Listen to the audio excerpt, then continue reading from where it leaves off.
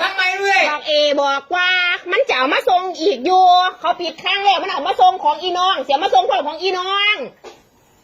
มึงสั่งของบ่มีเงินมึงสั่งมาเฮ็ดหยังใส่เงินมึงเอามาจ่ายเถอะแม่กูไม่ได้เดี๋ยวกูทำมาแล้วกูเบื่อเขาจะมาส่งอีกอยู่แล้วมึงสิมาโวยวายเฮ็ดหยังมึงเฮ็ดงานมาเมื่อยแล้วมึงสิมาโวยวายเฮ็ดหยังกูไม่ได้โวยี่แม่บอกว่าสิจ่ายกูแล้วมึงแค่ไหนขายของแล้วว่าสบายมึงหูบ่เจ้าบอกว่าอย่างไรแล้วเป็นไข่หัวเจ้าบอกว่าอย่างไรตอนอยู่บ้านกินกล้วยมึงเจ้าบอกอย่างไรเจ้าบอกไม่รู้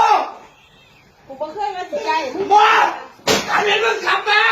หรือว่าจังไหนแล้วกูจะจ่ายให้ขันมึงไม่มีเงินอ่ะมึงบอกสิว่าแม่มึงบอกมึงพวกแม่สิบ่ทอบบ่ย่านบาปบ่บักลาฮะเฮ้ยอย่าทำหรอกเฮ้ยมาแม่มึงฟันกูแม่เอาแม่เอาแม่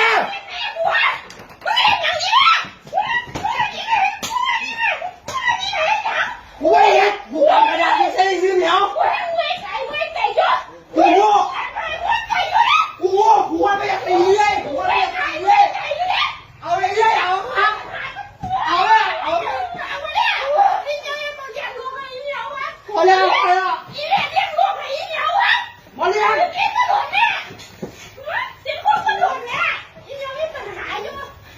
มันมาตามขาย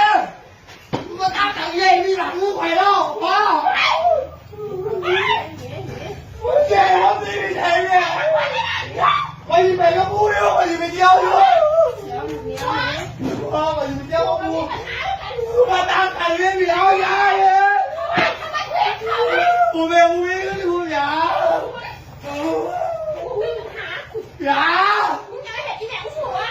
ไปไม่ได้เขาให้ทำกระดาษยึดไปใช้กล่องเจ้าเขาให้ทำกระดาษนี่ก็ใช้กล่องเจ้า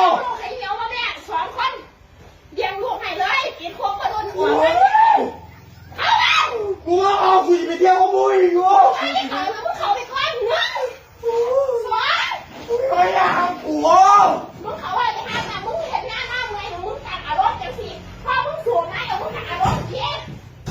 กูไม่สวย